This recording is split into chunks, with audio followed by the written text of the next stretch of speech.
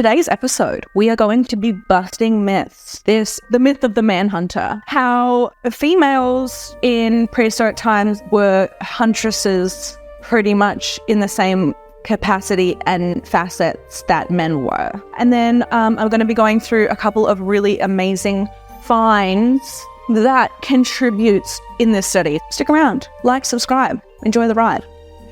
Cue the music.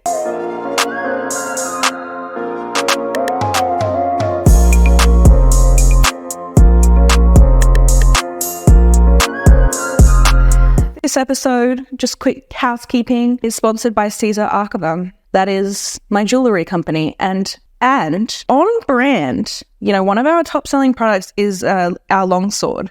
We're developing more. Just check that out if you want. Come and join the Patreon. We're a cool bunch. Anyway, also, I have been reading out some reviews on the podcast because I love you. I just wanted to read out some of these beautiful comments. One was from Nicole Hero. She says, "You're so proud of him and it just oozes from the screen. Truly so sweet. I'm happy you have each other." That was from the episode with my dad and I really appreciated that comment. So thank you for that. I do love him a lot and vice versa. And then Leslie Shepherd said, "Girl, the intro is fire," which I appreciate because I made it myself and I think it's pretty badass. But thank you all for the likes, the comments, the 5-star reviews. The last 3 podcast episodes you guys have just been loving. Anyway, thank you. All right, so now that that's out the way, let's get stuck into this. You can have a look at this study. It's open source, it's online, it's available for free because the gals, they made it open access. It's peer reviewed as well. Anyway, it's on PLOS1. How many scholars are there actually? There's a lot of scholars involved in this. 96? Is that right? 96 scholars. Whoa. Oh no, that's just the references. Anyway, the point is, what this study has done is it has taken a whole bunch of prior studies and run them together to conclusively, at once and for all, bring the idea that women were warriors. And this is like a 2-part conversation because there's so many women that are like, yeah, we knew this. Me being one of them, I was like, oh, finally, science has caught up. We love it when that happens. But then there's a lot of questions. And so I'm going to try to, decode this to science because we're celebrating on today's episode, okay? We reached, I think, 12,500. Is that right? Maybe wrong. Over 12,500 on YouTube, which is great. I love you all. And here's to that. And here's to science. Ready? Oh, I don't want to do this. So, the sexual division of labor, or the concept that, women went off and hunted and pillaged and whatever, and the women stayed at home in the houses, kind of paradigm that we've accepted. And I do have thoughts on where does the paradigm come from, but I'll save that for the latter section of the conversation. But the way that we view gender roles in our modern kind of realm is not the way that the world has worked for a lot of history. And this article takes all the evidence surrounding that concept of the woman stays in the home and the man goes out, and takes all the evidence of the facts that the women most definitely did both and the men most definitely did both in the millions of years that we've been developing as a species, takes all that and puts it into one review. That's why a lot of people, when I post this on TikTok, were like, oh, look, I thought we already knew this. Yes, we did, because the studies that I looked at, some of them are from, 10 years ago. This is a review of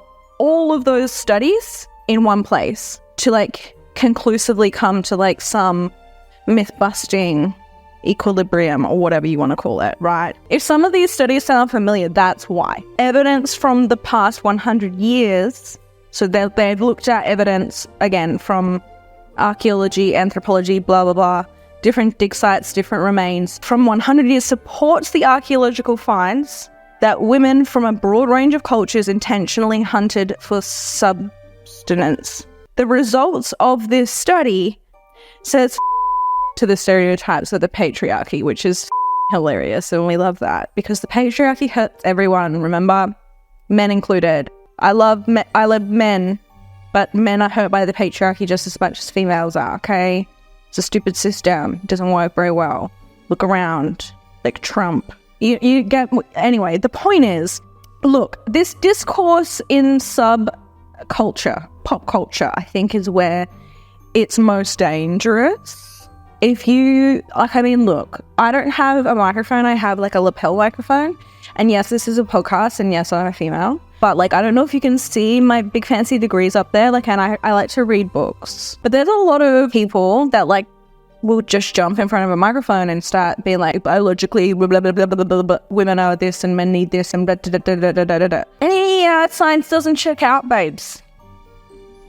Just dropped. So, you know, this viewpoint kind of is wrong. It's used as an excuse for abuse. In my opinion, I'm thinking of Andrew Tate, right? The bloke's just been convicted of all the crimes that we were all aware that he had committed, right? Yet he was allowed for what, 2-3 years, 4, 5, I don't know, to sit in front of a microphone and sell a course to young boys, telling them that women need this, women need that, blah, blah, blah, because biologically speaking, no. Anyway, he's in prison now, so he's not the top G, but the bottom G.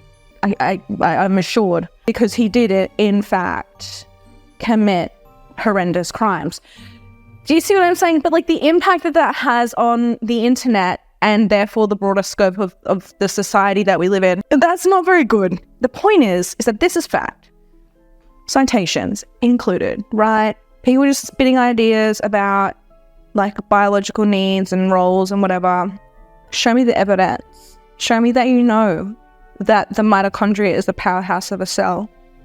Show me that you didn't sit in the back of the class playing with the Bunsen burner. Okay? Show me that you know that there's organelles in it before you tell me what my biological needs are. Thank you very much. Don't know where that tangent came from. Maybe some pent-up anger or something.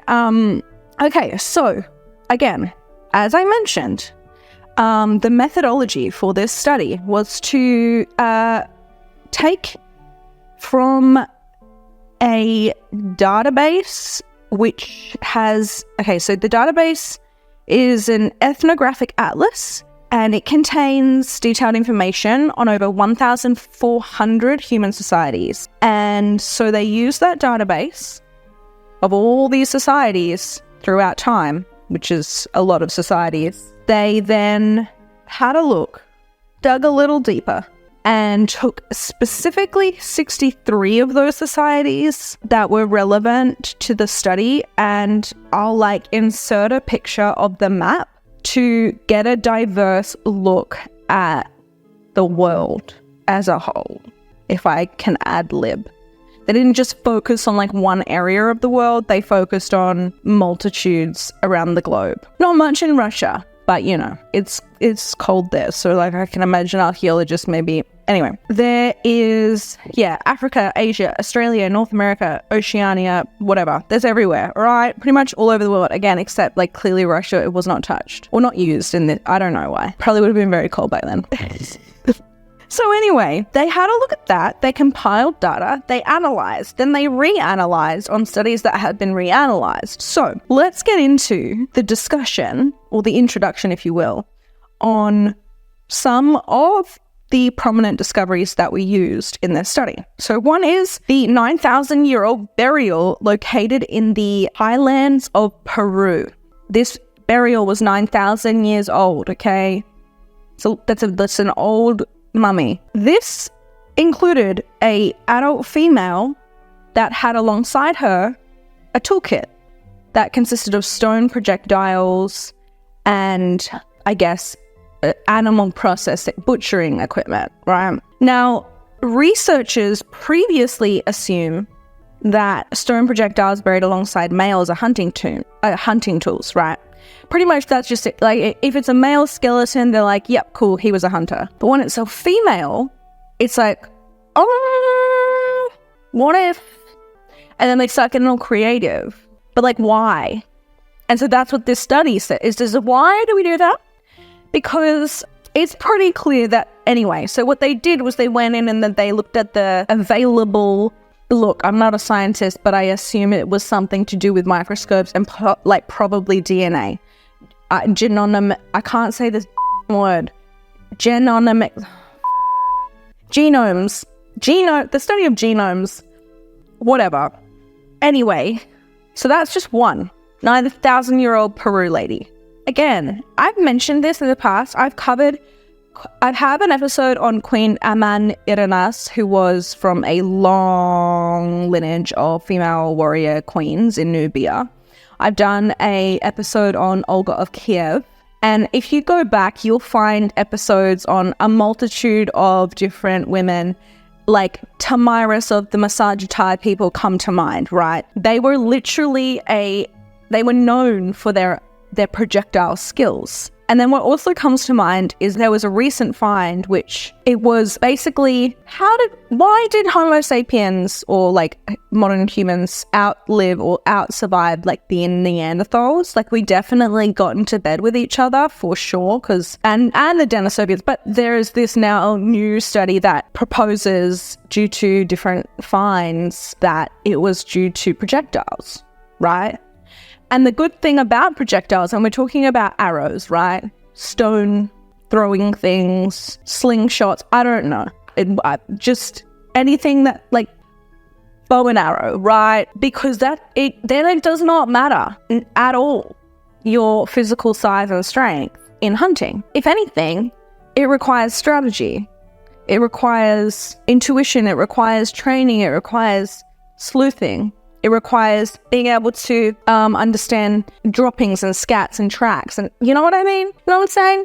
ADHD girlies. City girls. Anyway, wow. Note to self, do not take shot before trying to deconstruct a scientific journal. The point is that if you eliminate the hand-on-hand combat, which for some reason I feel that that's like what people have in their mind when they think of cavemen. They're like, oh yeah, they wrestled the hippopotamus. No, they didn't. Okay, we got spears, spear throwing, we've got archery, sort of stone throwing.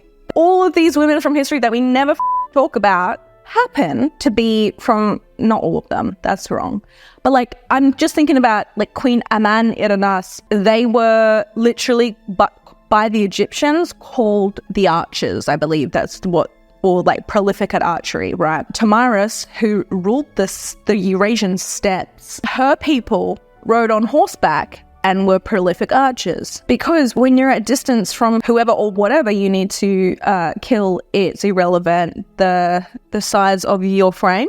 Then there was the 11 females that were associated with big game hunting tools. Then there were the 27 sites which had evidence of big game hunting with females.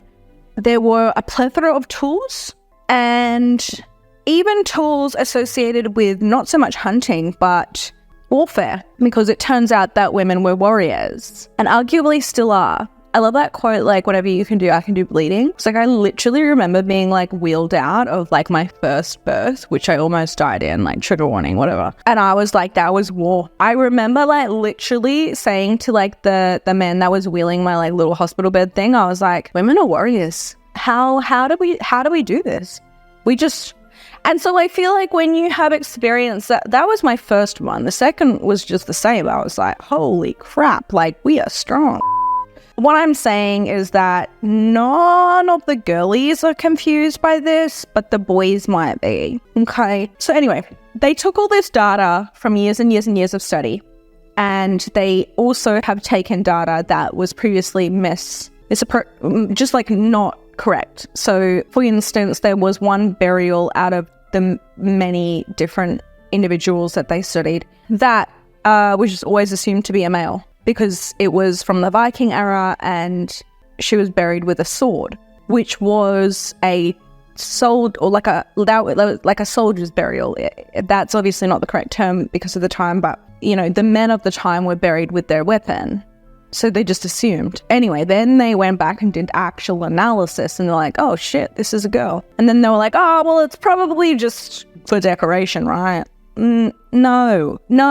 Anyway, I'll get to that. With all this data from all over, women hunted properly in 79% of the analyzed societies, regardless of their status as mothers too, which I would love to add is important. So like it didn't matter if they were if they were not mothers, and then in turn they were mothers. And ever since I've had kids, I've said this. I've been like, look, if we were in a village, I think I would be sort of the one out doing the like protecting of the village and like the hunting and stuff. And then like in your village, you've got like your nurturers, which arguably, anyway. So 70% of the female hunting appears, or, you know, with extensive research, it was intentional. As to opportunistic killings of animals, so that refers to, oh, she was out picking berries and a giant moose attacked her and she somehow managed to kill it. That's like opportunistic. That 70% of the time, that's not the case because of science. So they also were able to reveal with this data that women were are very actively involved in teaching hunting practices. So that was an extremely important, obviously, like survival knowledge. And in my Māori side, we had an oral history. So, you know, everything was passed down through the elders. So this is why it's like kind of like not big news to me, because like in my upbringing, the women were warriors. And I feel like anyone with any splash of indigeneity, any splash of like, how do I put this, flavor, maybe? None of this is a shock. None of us are shocked, you know?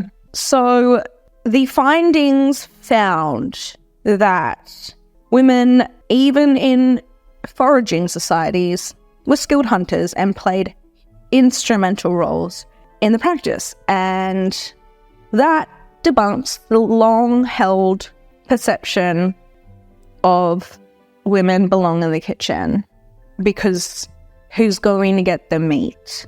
You know, big deal. Couple of questions I got on my TikTok, which I will now add. This is my personal opinions alone. Was a lot of people want to just blame religion, I think, in just like as a, like they're just like, oh, it's because of religion. And whilst I do agree to an extent that religion does play its part in the patriarchal society situation, I feel it is a much deeper and more complicated topic. The first thing that I would like to say on my opinion as to why in this day and age in 2023, oh Lord, there is these weird sort of skewed and not biologically accurate, like if we're to look at the ancient data and how we've been for most of humankind's existence, and then look at things like the Industrial Revolution and the propaganda post-World War, the World Wars 1 and 2, like approximately 120 million people died. That's on the upper estimates of World War II, right? The post-war propaganda, when we've got everyone, you know, experiencing PTSD, we've got depression, we've got this, we've got that, repopulation was a really important thing. And also like this like American dream. And I feel like that propaganda, for some reason, is what everyone thinks, like 30s through to, well, not the 30s, maybe like the 50s through to like whatever. For some people, it's still the dream, you know, to have lots of babies and the mum stays and dad goes to it. I feel like that's kind of where we've regressed. That's how I would put it. Because that's one facet. Obviously, there has been, you could also argue that like even coming out of the Roman Empire with Constantine and like the Middle Ages and that development. But then, you know, there's, I don't know, like a good example of how nuanced it is if you look at ancient Greece, right? Where they worshipped like someone like Artemis, the goddess of the hunt. There's someone like Athena, or Athena Nike, who was, you know, a goddess of strategy and war. She's, you know, like they had goddesses in their pantheons. Even in ancient Greece, you had Athens and Sparta. Sparta, women had rights to own property, all the rights in the land, right? I think, except for having hair after marriage. And then you look at Athens, women got shit all, right? And then there's various periods, like for most of the Egyptian empire, women had great, you know, freedoms. Again, female deities. And then, yeah, like, so then you look in the Middle Ages and women were being burnt at the stake for being witches. But what I think I'm coming to is that throughout the periods that we just sort of maybe think in the Western world that were so oppressive to women, I am learning that that is miscued information intentionally, because I have a whole Word document of influential women throughout history.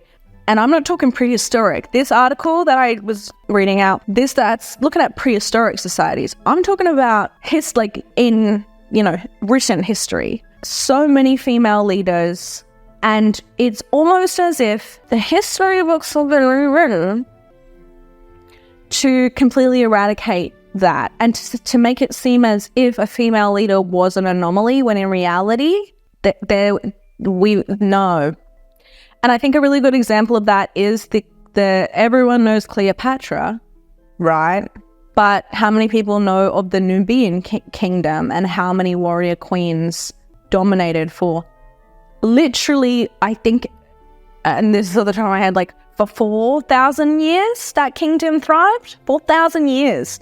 And women, my point is that you can't blame one thing on why women's power has been suppressed, because it's a complicated, long-winded thesis probably, but I think really the takeaway is that women have always been powerful, and that's why I do think that we have these uprisings. Look at Iran. Look at the strength of the women in Iran right now, like the revolution that and men too. This is not like you know what I mean? Like, there's this instinct to fight against that oppression. So yeah, that's my answer to the question. Like, what caused the patriarchy? Money, power, greed, capitalism, more so. Because people will always go to the religions, and yes, they have a very big part to play, of course, but at the root of a lot of them, what is the motive? Money and power, maybe? Control, maybe?